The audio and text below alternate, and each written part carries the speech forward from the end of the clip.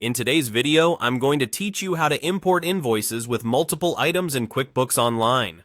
We'll walk through creating an invoice and quickly bringing in multiple product or service lines so your totals, tax, and descriptions are all correct. Start by opening QuickBooks Online and signing in. From the dashboard, look for the Create or New button at the top. This is where you start every new transaction. Choose Invoice to open a fresh invoice form. Begin with the header details. Select the customer and check that the billing address, terms, and email are correct. Set the invoice date and due date and glance at the invoice number. QuickBooks will auto-number it, but you can adjust it if your sequence requires something specific. If you use locations or classes, pick those here so your reporting stays accurate.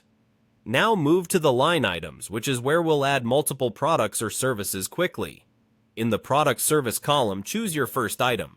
Enter the quantity, rate, and tax status and update the description if needed. When you have a line formatted the way you like, use the options on that line to duplicate it. This copies the product description and rates into a new line, saving you from retyping. Repeat duplication for as many similar items as you need, then tweak each duplicated line, change the product name, quantity, or price to match what belongs on this invoice. This is a fast way to bring in a set of items that share formatting, and it helps maintain consistent descriptions. As you add lines, watch the subtotal and tax at the bottom to confirm everything calculates as expected. If an item should be non-taxable, mark it on that line so your totals remain compliant.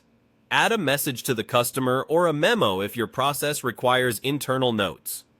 Pause for a moment to scan each line for spelling and item codes so nothing is miscommunicated. When the details look right, click Save. If you're ready to send the invoice immediately, choose Save and Send so it goes straight to the customer's inbox.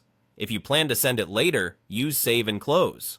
QuickBooks will keep the invoice in your list so you can revisit it, make edits, or take payment when you're ready.